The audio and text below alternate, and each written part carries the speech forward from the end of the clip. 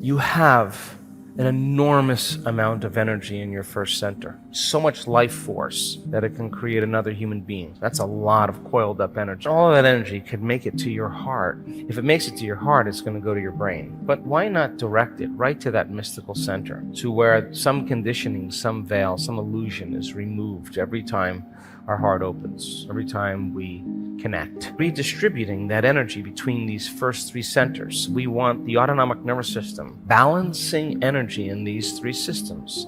Imagine the same passion you have in your first center being amplified in your heart. That's a lot of love. And when it happens, sometimes it's almost like you have to malfunction for a bit. I mean, it's happened to me. I don't function very well because it's so big. I need a moment. I just need a moment to let it in. It's big. And if that energy makes it to the heart, and it can move right to those crystals in the pineal gland, and that pathway of 146 begins to become opened, and you're training your autonomic nervous system to do it. It'll redistribute that energy amongst these centers. The second center has a lot to do with consumption. And when you feel safe in your environment, your body's more in balance, and you can consume and metabolize and digest and secrete and eliminate.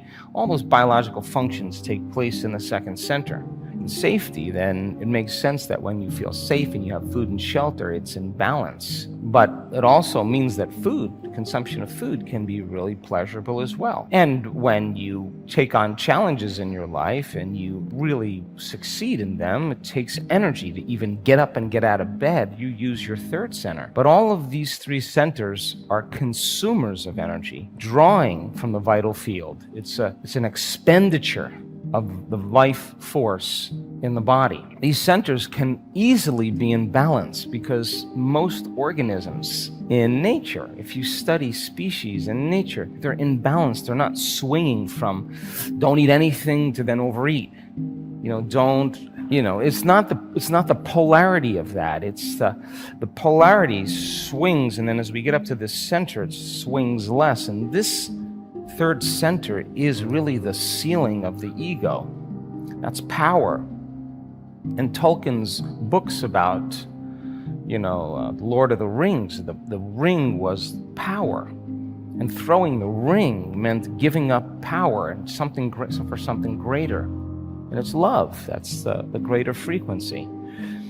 So each one of them have their own frequency, and all frequency carries information. Frequency, energy, has an intent.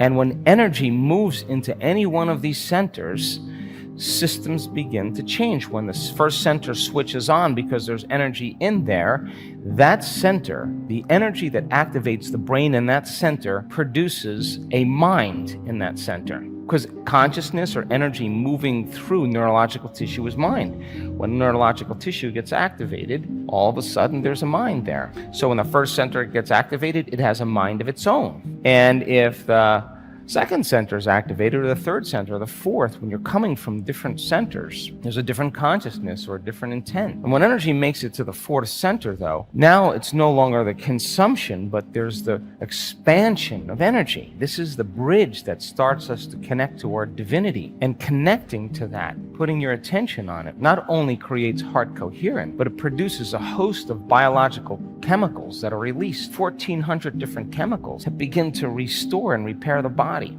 Some people spend the majority of their time living in that high frequency of stress. So then teaching people then how to make a move from that sympathetic system into the parasympathetic system means they have to practice on a daily basis. When a person begins to slow their brainwaves down, they have to go, when you're in stress, when you're in survival, you narrow your focus on a cause. That's called what's called a convergent focus.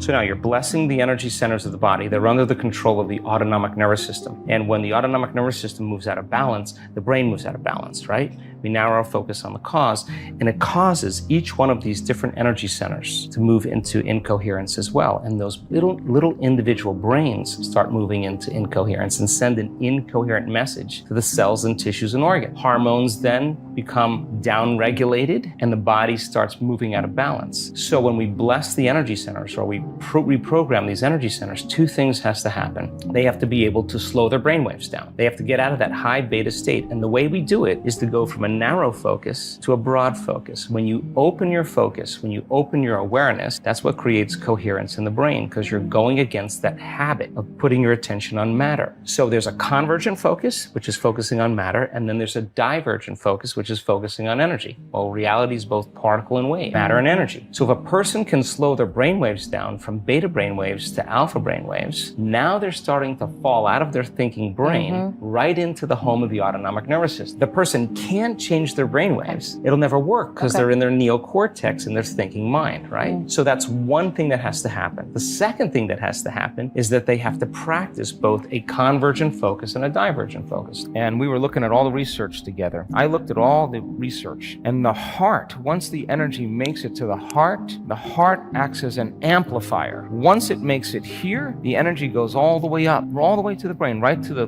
thalamic gate, right into the brain, and the brain starts going into greater degrees of coherence. In fact, we have brain scans that hopefully we'll show you this week where people are in super coherence, really high level of coherence in their brain. Because as they start moving energy into their heart, the brain can take on more energy. Now here's the cool part. The energy that they feel in their brain, what we measure is in delta, is in theta, is in alpha, is in beta, is in high beta, and is in gamma. It's a really organized brain.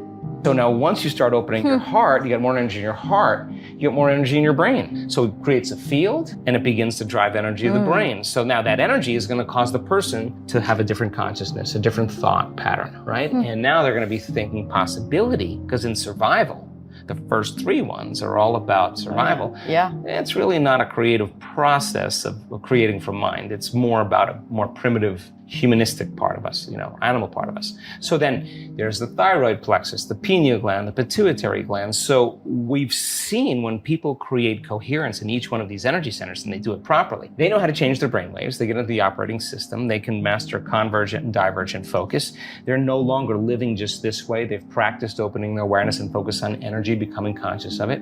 And as these brains become more coherent and they start producing different signals to hormones and chemicals and to different glands in the body, that's what's being upregulated to make different expressions. We see things like colorectal cancer change, prostatic enlargement, prostatic cancer, impotence, diverticulitis, uterine tumors, acid reflux, food allergies, high liver enzymes, heart palpitations, arrhythmia. One that's related, a lot of Hashimoto's syndrome, thyroid condition. Each one of these are an energy center. The cells and tissues and organs functioning out of balance.